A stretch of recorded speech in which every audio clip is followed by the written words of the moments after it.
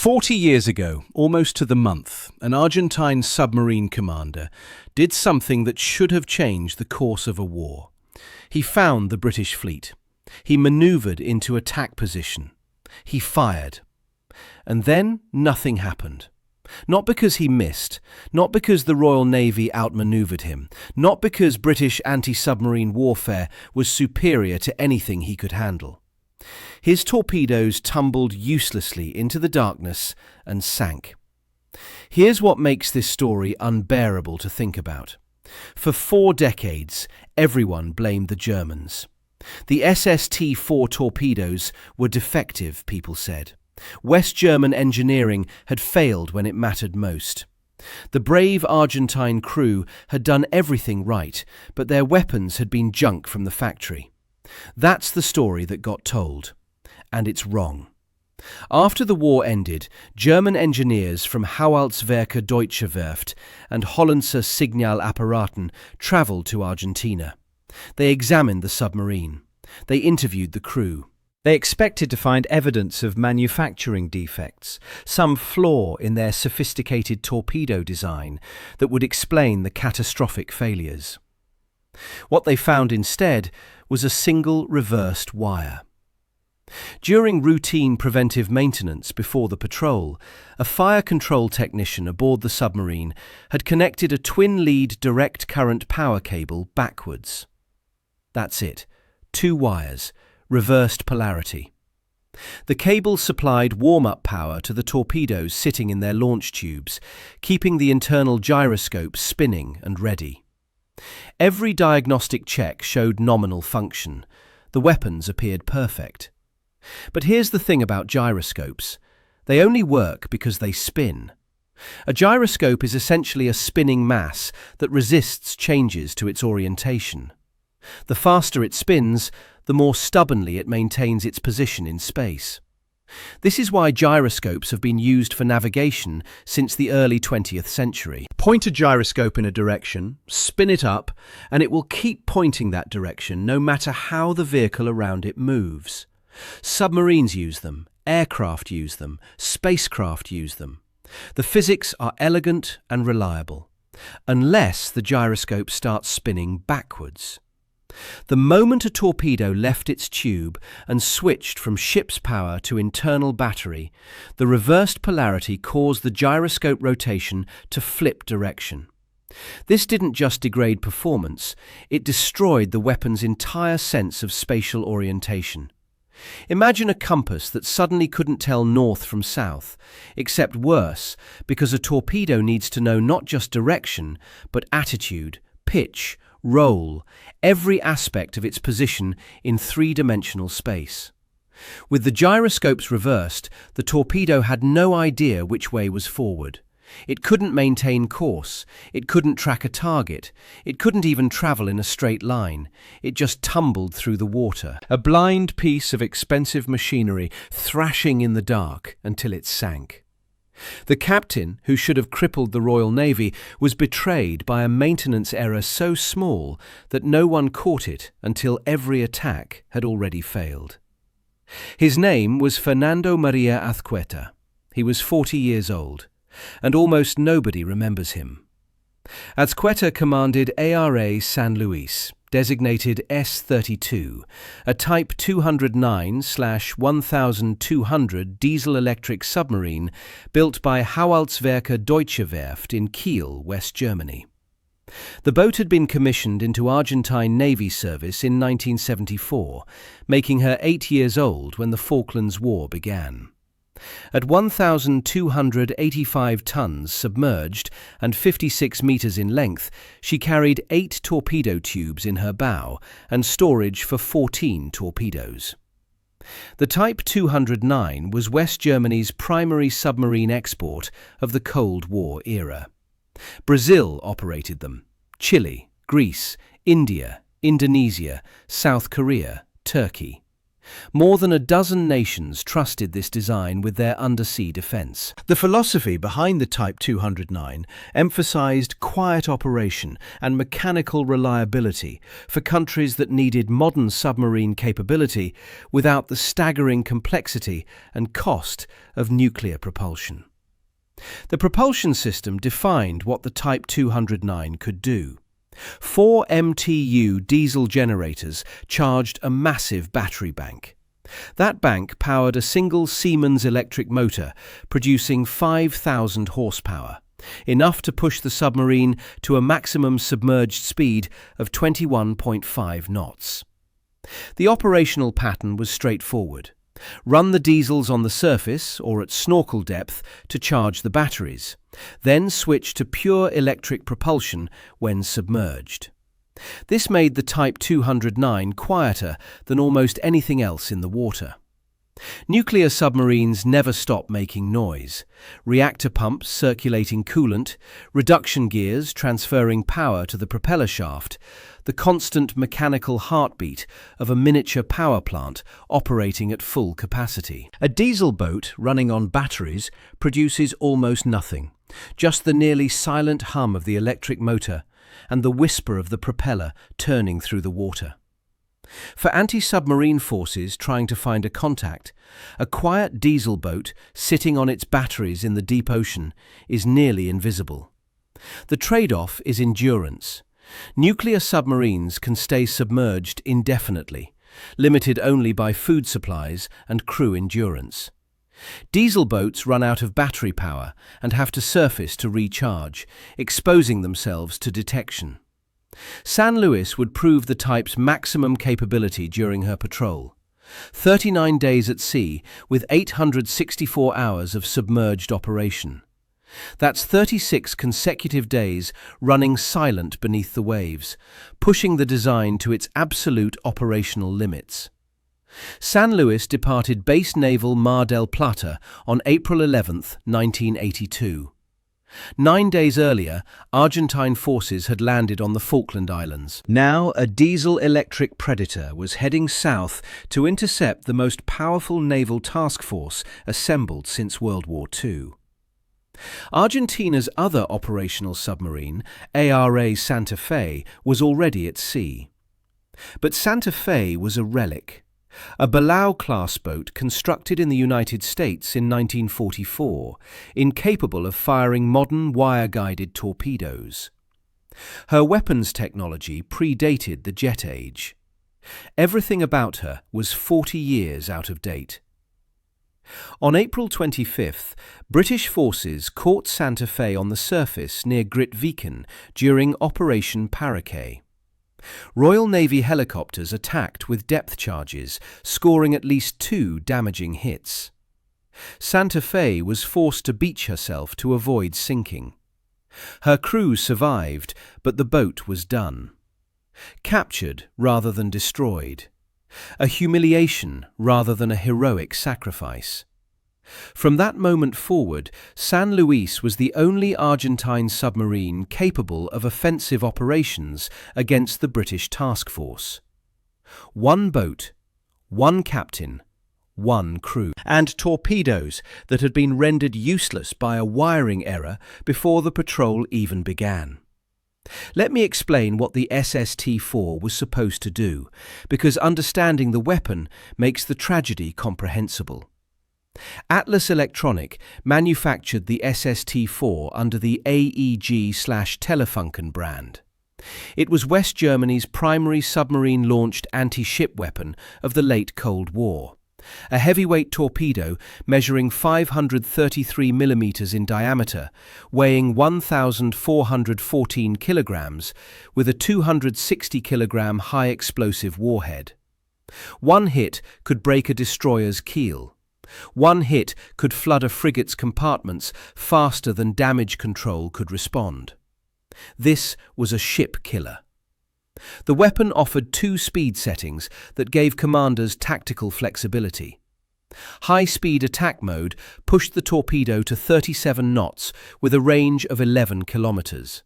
fast enough to close on a target before it could react, short enough range that detection was nearly impossible. Economical mode dropped to 23 knots, but extended reach to 37 kilometers, allowing attacks from so far away that most surface ship sonars would never detect the launching submarine. A captain could choose his engagement profile based on the tactical situation. Wire guidance was the key technology. The SST-4 maintained a physical connection to its launching submarine throughout the entire run, a thin copper wire paying out from a spool as the torpedo travelled toward its target. That wire carried steering commands from the fire control team in real time. The operator could watch his sonar display, see the target maneuvering to evade, and adjust the torpedo's course to compensate. If the target turned hard to starboard, the fire control team sent a command down the wire and the torpedo turned to follow. When the weapon reached terminal attack phase, its onboard active and passive sonar took over for final homing, locking onto the target's acoustic signature and driving toward impact. This was the most sophisticated approach to torpedo warfare available in 1982. Wire guidance gave the launching submarine control that older, straight-running torpedoes could never provide. The fire control officer wasn't just firing and hoping anymore. He was steering his weapon into the target. And all of it, the wire guidance, the sonar homing, the course corrections, the entire elegant system, depended on gyroscopes spinning in the correct direction to maintain stable orientation. 2 wires connected backwards. That's what negated everything. That's what turned state-of-the-art NATO weaponry into expensive debris sinking toward the ocean floor. The morning of May 1st, 1982, San Luis had successfully penetrated the British maritime exclusion zone without detection. She was positioned northeast of the Falkland Islands when sonar operators detected 2 frigates operating in the area. HMS Yarmouth was an older Type 12 Rothsay-class anti-submarine frigate commissioned in 1960, 22 years old, respectable but dated. HMS Brilliant was something else entirely. The Type 22 frigate represented the Royal Navy's most advanced submarine hunting platform afloat. Brilliant had been commissioned just the previous year, in 1981. She was designed from the keel up for one purpose: finding and killing submarines. Everything about her was optimized for anti-submarine warfare. She carried the most advanced sensors the Royal Navy could put to sea. She had the training, the equipment, the doctrine. If there was one ship in the British task force that should have detected San Luis, it was HMS Brilliant. And yet, Azqueta got close enough to fire. At approximately 1000 hours, he launched one SST-4 wire-guided torpedo. The weapon left its tube. The guidance wire began paying out, connecting the submarine to its torpedo as designed. For approximately 3 minutes, everything appeared to function correctly. Fire control was receiving telemetry. The torpedo was running. The wire was intact. Then the wire broke. Without guidance, the torpedo should have switched to autonomous homing. Its onboard sonar should have acquired the target, 2 frigates making noise in the water, signatures that any competent homing system should detect, and driven toward impact. Instead, nothing. The reversed polarity had already done its work. The gyroscopes had flipped the moment the weapon transitioned from ship's power to internal battery. The torpedo was tumbling blind through the water, incapable of maintaining course, incapable of locking onto anything. It sank without detonating. But the British knew something had happened. Yarmouth or Brilliant, historical records don't specify which, detected either the launch or the weapon itself. The reaction was immediate. For the next 20 hours, Royal Navy forces hunted the submarine that had tried to kill their ships. 20 hours. Think about what that means aboard a submarine. The first explosions would have been almost welcome. Confirmation that the British knew approximately where San Luis was, but not precisely. A depth charge detonating nearby is terrifying. A depth charge detonating far away is information. It tells you how close they are to finding you. Azqueta took his boat deep and held her motionless. Diesel submarines at this moment have exactly one advantage over their hunters: silence. The electric motor could be shut down completely.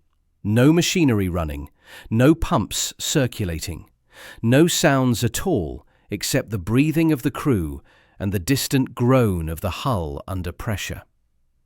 Destroyers and frigates saturated the suspected position above. Depth charges hammered down through the water column, detonating in sequence, each explosion a pressure wave that rippled through the ocean and slammed into the submarine's hull. At depth, sound travels differently than on the surface. The concussions would have been felt as much as heard.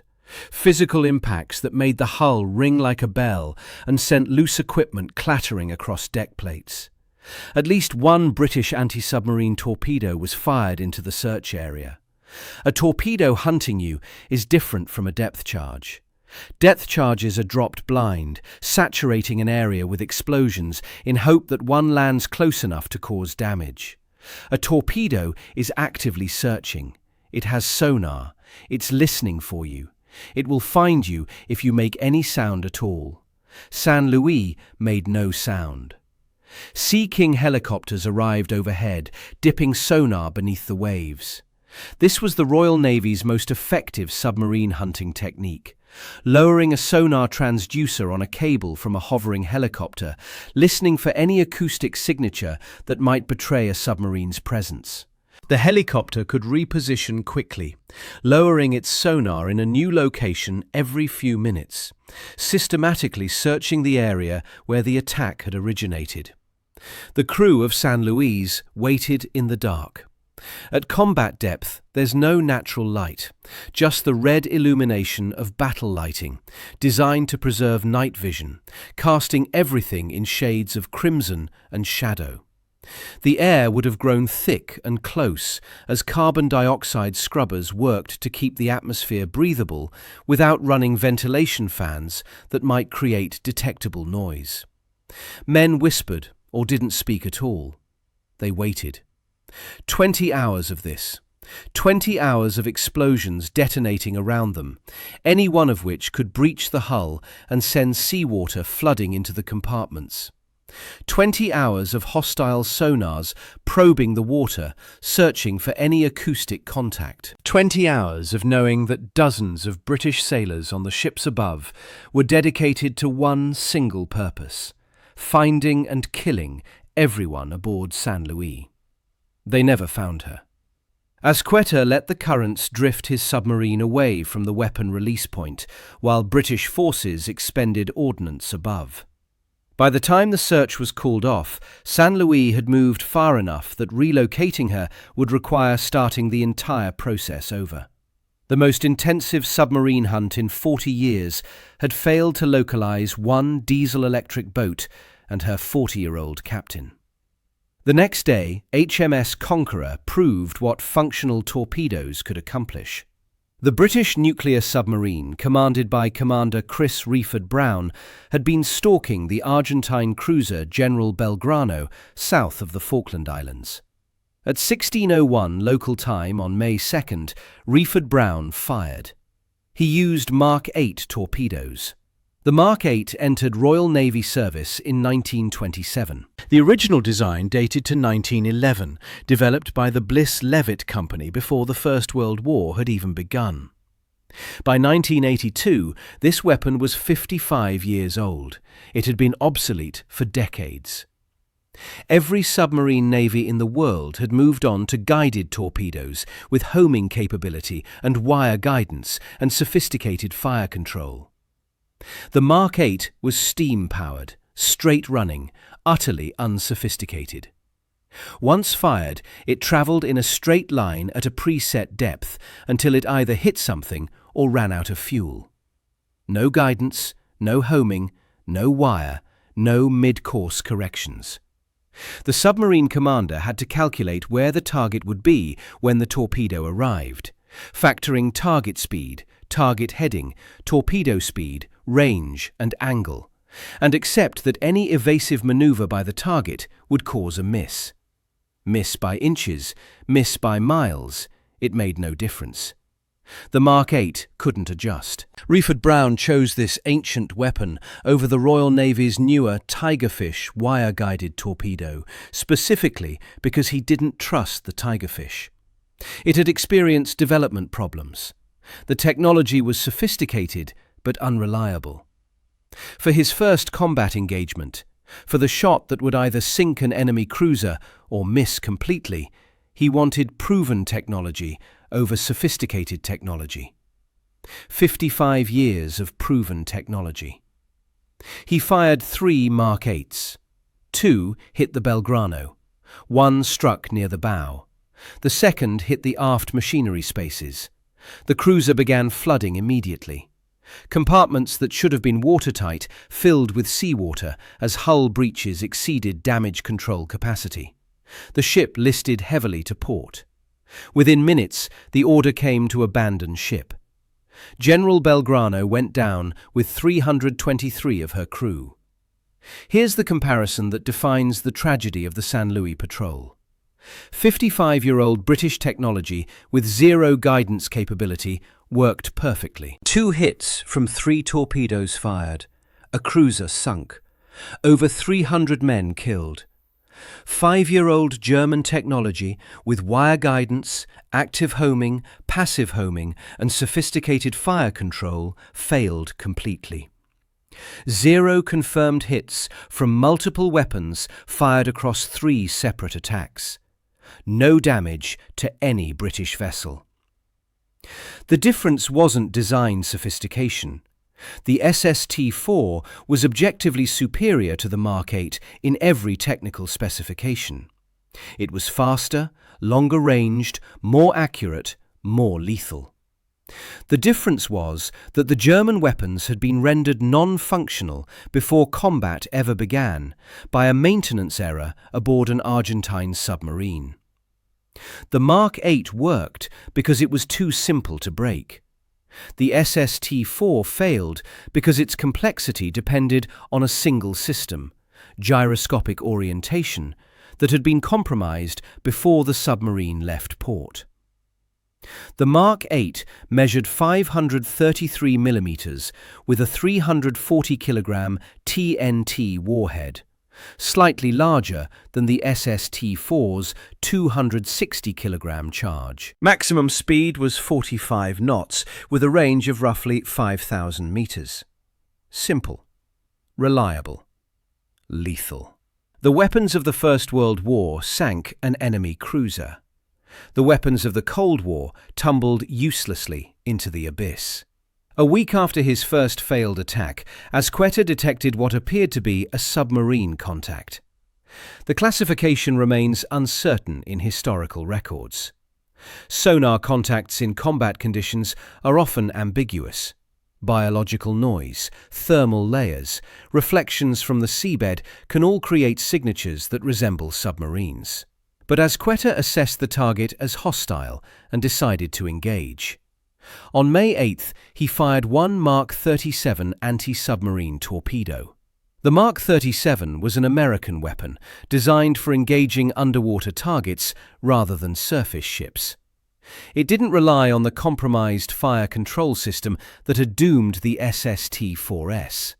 Different weapon, different launch procedures, different guidance architecture. 12 minutes after launch, the crew heard an explosion at the target's bearing. In a submarine, you can't see your enemy. You can't see your weapon after it leaves the tube. You exist in a world of sound and mathematics, calculating positions from acoustic data, inferring reality from echoes and harmonics. The crew heard the torpedo running. They heard it reach the target's estimated position. They heard a detonation. It sounded like a hit.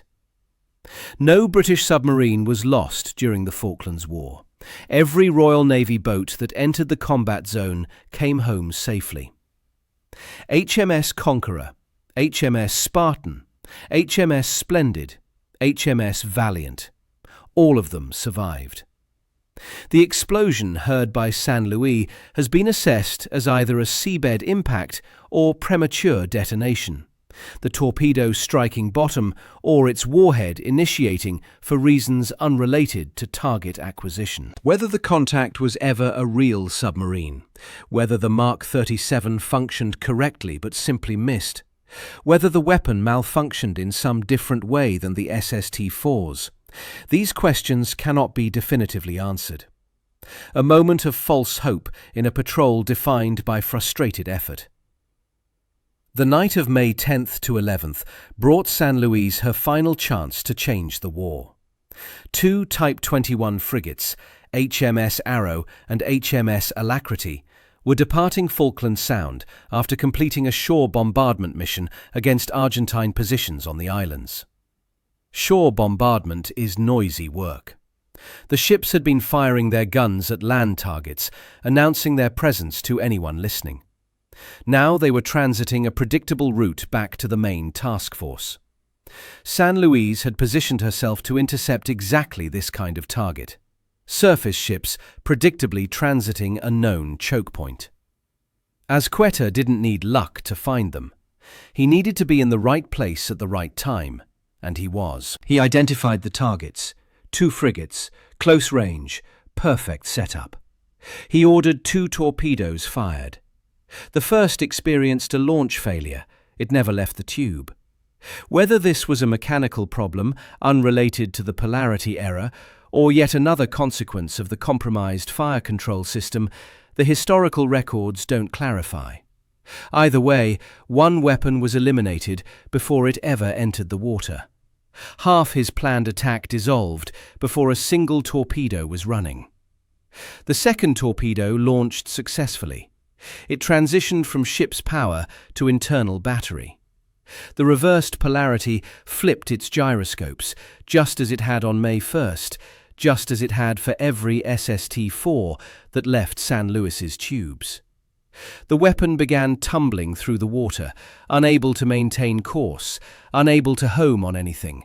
Another piece of sophisticated NATO technology rendered useless by 2 wires connected backwards in a maintenance bay.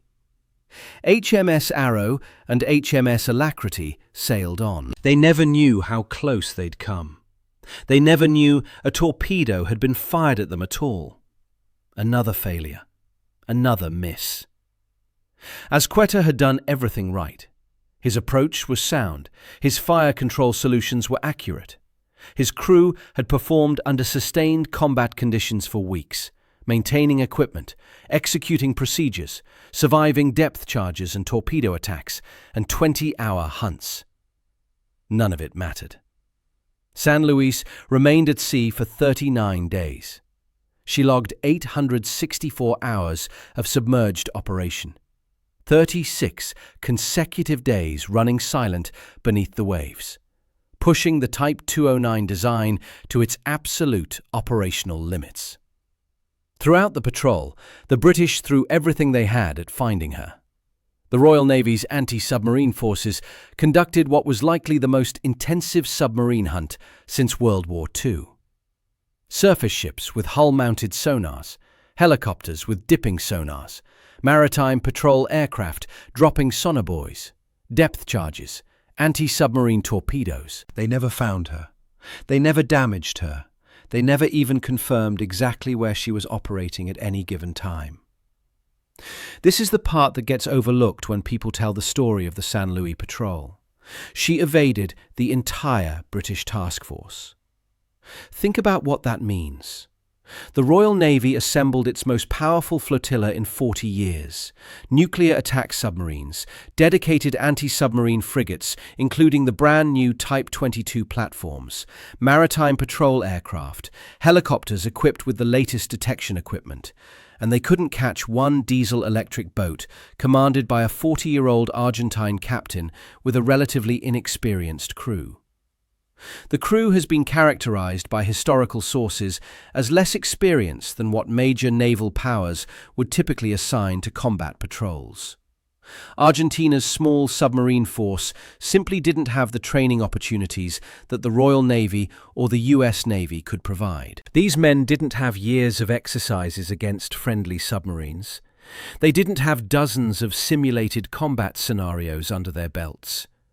What they had was 39 days of actual combat, and they survived every hour of it. Azqueta's tactics were sound. His crew's discipline held under conditions that would break lesser men. 20 hours of depth charges after the May 1st attack. The constant threat of detection. Weeks of stress and confinement in a steel tube beneath the ocean. They survived it all. They came home. Here's the question that should keep military historians awake at night. What if those torpedoes had worked? On May 1st, Azqueta had HMS Brilliant in his sights, the Royal Navy's newest anti-submarine frigate, the platform specifically designed to find and kill submarines like his.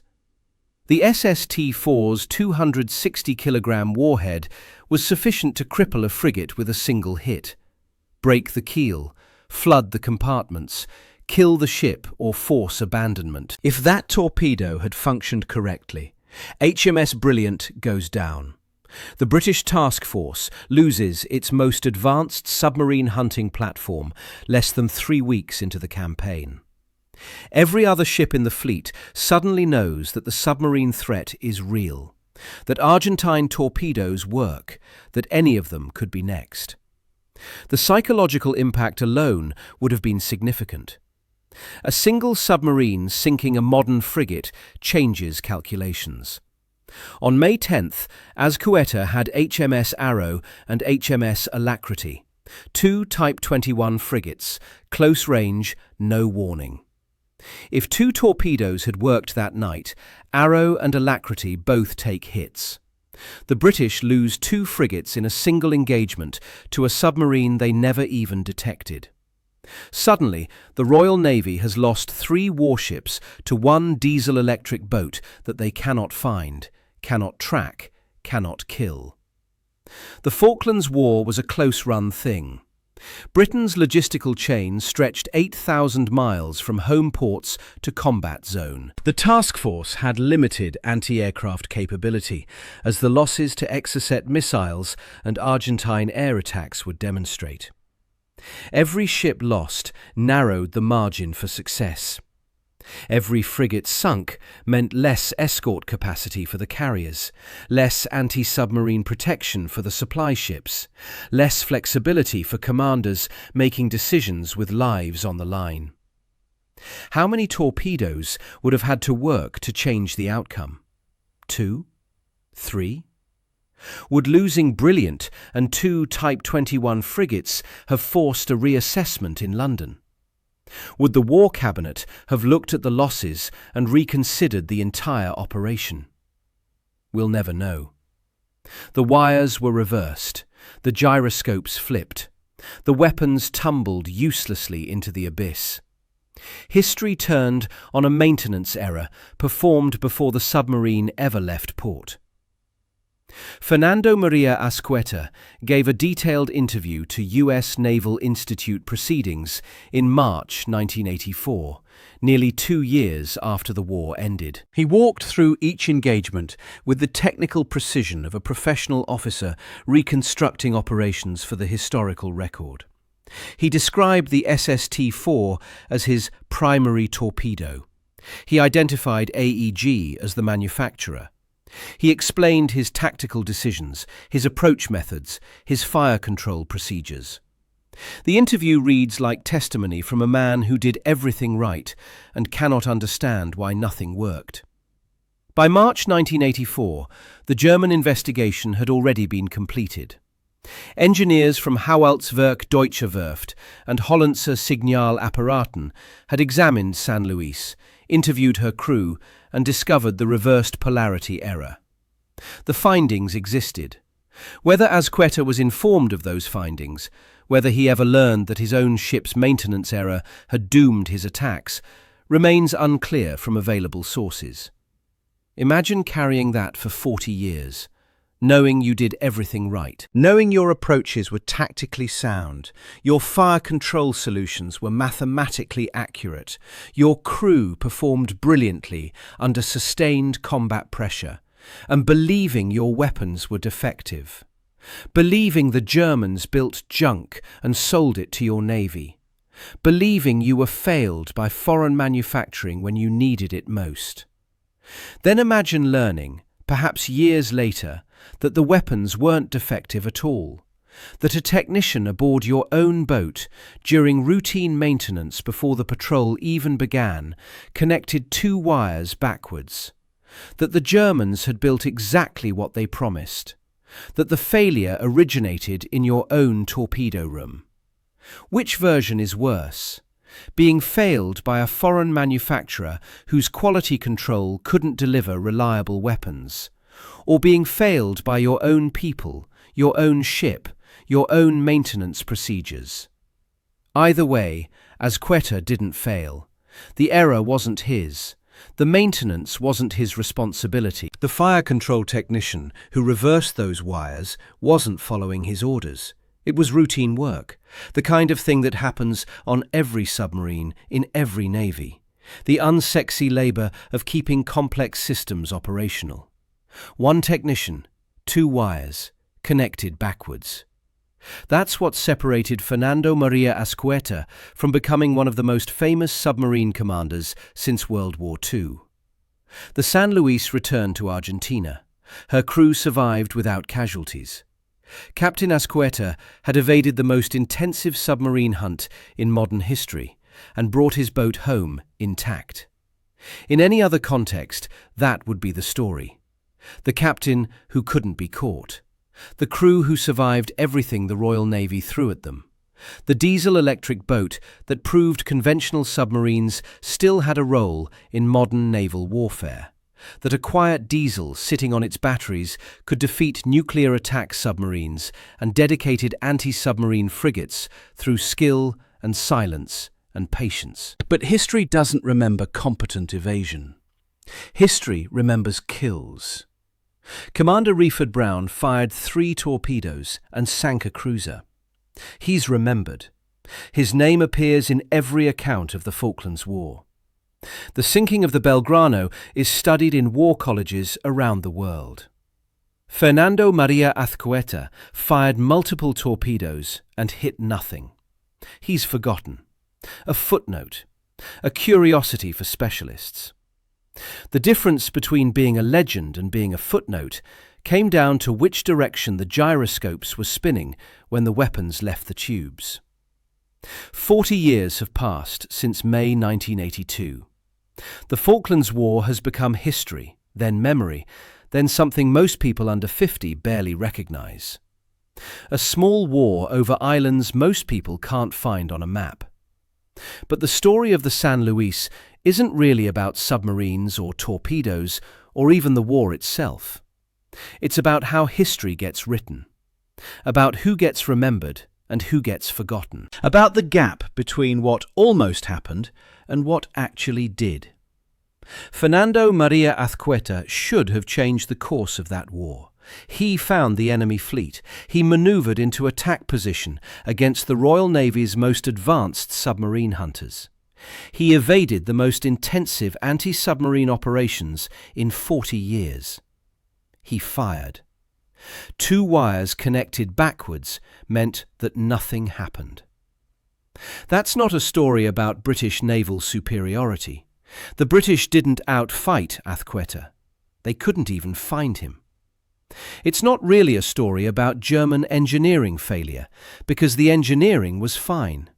The SST-4 was a sound design. The torpedoes would have worked if they'd been maintained correctly. It's a story about the smallest possible error having the largest possible consequence. About 40 years of carrying a defeat that wasn't really your fault. About being forgotten because your weapons betrayed you before you ever had the chance to prove what you could do. The captain Britain couldn't catch. The man history forgot. His name was Fernando Maria Azcueta. He was 40 years old in 1982.